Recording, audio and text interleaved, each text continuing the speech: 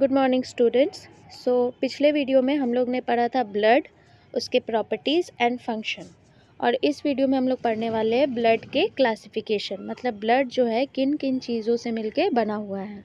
ठीक है, तो सबसे पहला जो है वो ब्लड क्या है, किस चीज़ के मिलके बना हुआ है? प्लाज्मा, जो कि 55% होता है।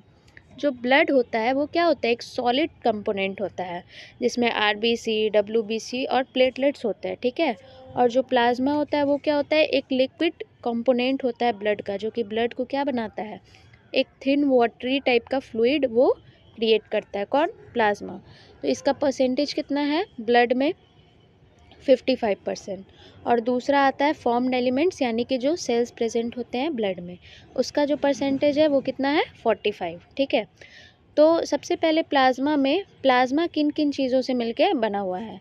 तो सबसे पहला है प्रोटीन, जो कि 7% है, water 91% and other substance 1%। Okay, next, protein जो है वो कौन कौन सी प्रोटीन प्लाज्मा में पाए जाते हैं? तो सबसे पहला albumin 54%, globulin 38%, fibrinogen 7%। Okay, and other substance, other protein जो होते हैं वो 1% होते हैं। ठीक है, ये सारे जो प्रोटीन होते हैं वो कौन बनाता है? हमारा लिवर इन सारे प्रोटीन को फॉर्म करता है हमारे बॉडी में। नेक्स्ट, अदर सब्सटेंस जो कि 1% होते हैं ब्लड में, उसमें कौन कौन से सब्सटेंस होते हैं?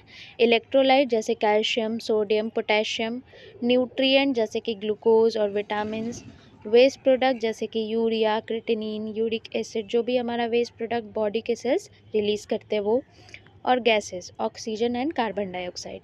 ये सब क्या होता है? हमारे ब्लड में प्रेजेंट होता है। ओके, नेक्स्ट, फॉर्म्ड एलिमेंट्स में जैसे कि मैंने बताया कि तीन जो सेल्स होते हैं वो पाए जाते हैं हमारे ब्लड में।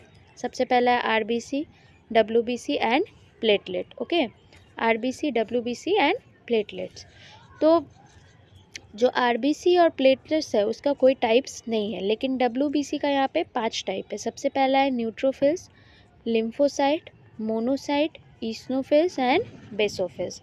ये सब आपने 11th-12th में भी पढ़ा होगा। ठीक है, तो ये सब क्या है? 5 कैटेगरीज है किसका? डब्ल्यूबीसी का। ओके,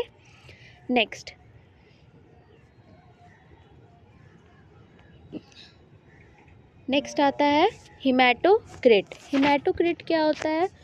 हमारे बॉडी में जितना भी अमाउंट में ब्लड प्रेजेंट है उसमें कितना नंबर ऑफ आरबीसी, कितना परसेंटेज ऑफ आरबीसी हमारे टोटल वॉल्यूम ऑफ ब्लड में प्रेजेंट है, उसको, उस टर्म को क्या बोलते हैं हम? हिमैटोक्रिट। ठीक है, percentage of total blood volume occupied by RBC.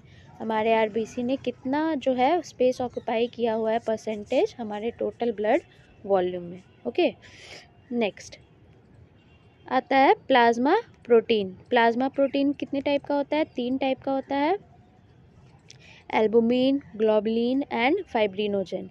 इनको फॉर्म कौन करता है? हमारा लिवर। ठीक है, तो जो प्लाज्मा प्रोटीन है उनका कोई ना कोई तो फंक्शन होता होगा हमारे ब्लड में।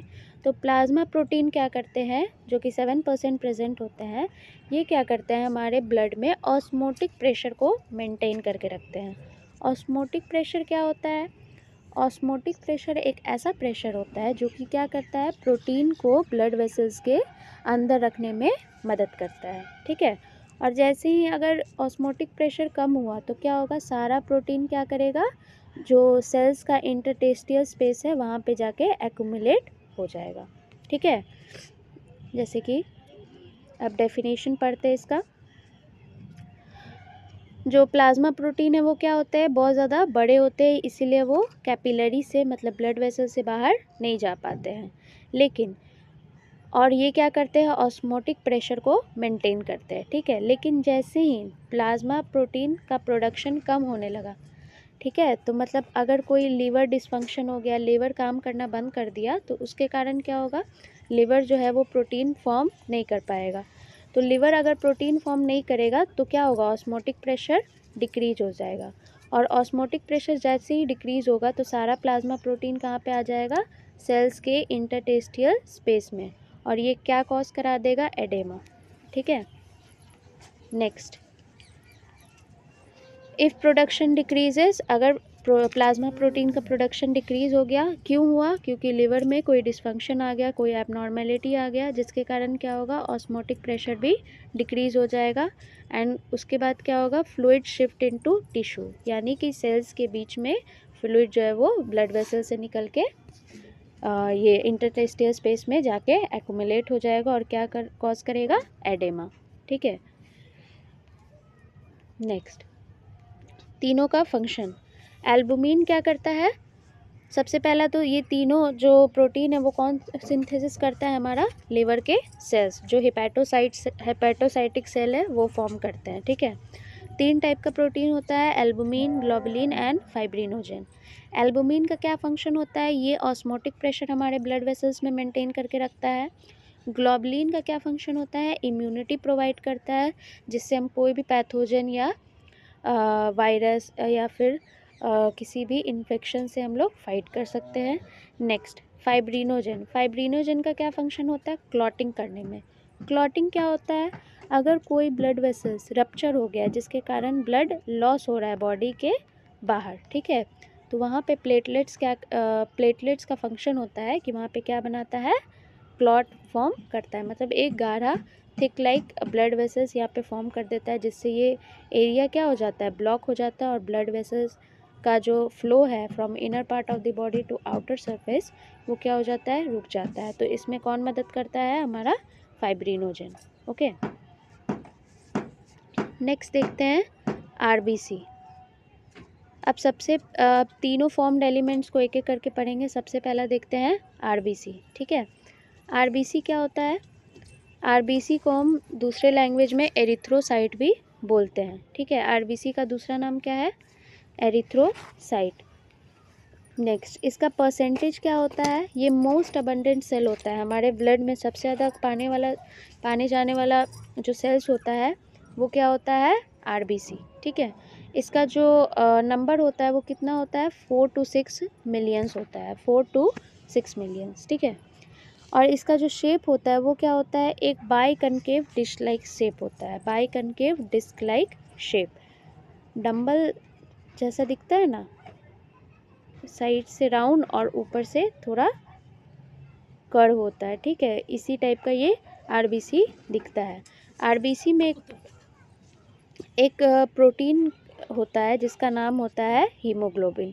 यही हीमोग्लोबिन क्या करता है, ऑक्सीजन और कार्बन डाइऑक्साइड का ट्रांसपोर्टेशन करता है हमारे बॉडी में। ठीक है,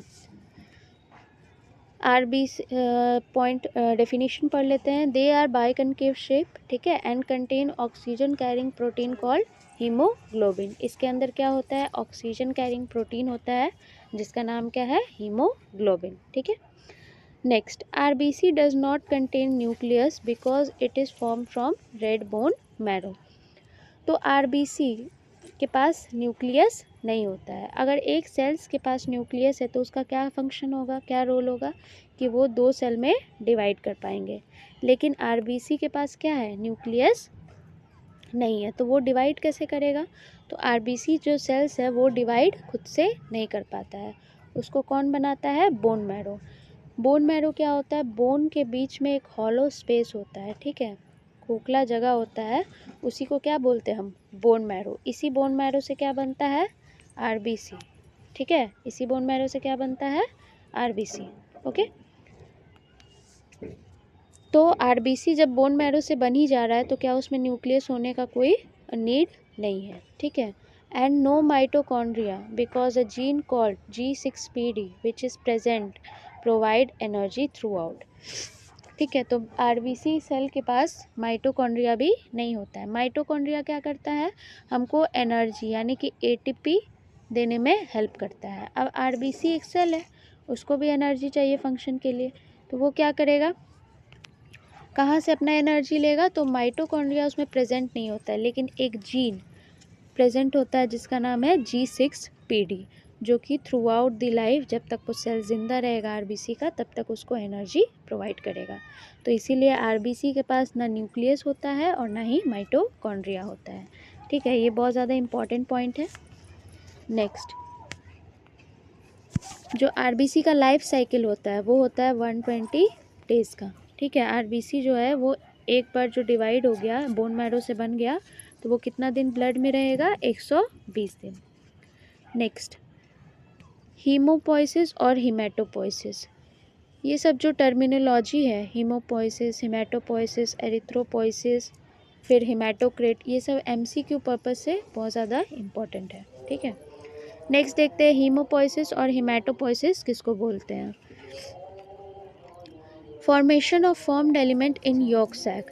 जो फॉर्म्ड एलिमेंट्स हैं मतलब आरबीसी, डब्ल्यूबीसी, प्लेटलेट, ये सब कहाँ पे बनेंगे, जब यॉर्क सैक में, मतलब कि माँ के गर्भ के अंदर इंट्रा यूटेराइन लाइफ में जब ये सब सेल बनते हैं तो ये बोन मैरो से नहीं बनते हैं, ठीक है। ये सब क्या करते हैं, बोन मैरो से नहीं बनते। क्यों? क्योंकि जो इंट्रा यूटेराइन लाइफ में जो फीटस है, जो बच्चा है, उसका जो बोन है वो बहुत ज़्यादा डेवलप नहीं है, वो कैपेबल नहीं है इन सेल्स को फॉर्म करने के लिए, ठीक है। तो ये सब सेल्स कहाँ बनते हैं फिर, तो यॉर्क सैक में कहाँ कहाँ बनते हैं, सबसे पहला लिवर में, स्प्लीन में, थाइमस में, लिम्फ नोड में। यहाँ पे जो है वो ब्लड सेल्स बनते हैं, आरबीसी हो, डब्ल्यूबीसी हो या प्लेटलेट्स हो, ओके। अब जब जो फीटस है वो जैसे ही 6 मंथ का हो जाता है, मतलब इंट्रा यूटेराइन लाइफ में बच्चा जो है माँ के गर्भ में 6 महीने का हो जाता है, तब उसके बाद जो बोन का डेवलपमेंट है वो बहुत हद तक हो जाता है, वो कैपेबल हो जाता है ब्लड सेल्स को फॉर्म करने के लिए। तो जो liver, spleen, thymus, lymph node, यहाँ से जो ब्लड सेल्स फॉर्म हो रहे हैं वो क्या हो जाते हैं, वो स्टॉप हो जाते हैं, ठीक है। तो कहाँ पे बनते हैं सारे जो फॉर्म्ड एलिमेंट्स है वो कहाँ पे बनते हैं, रेड बोन मैरो में, ठीक है। क्या लिखा हुआ है, in last 3 months before birth and continue till end of life.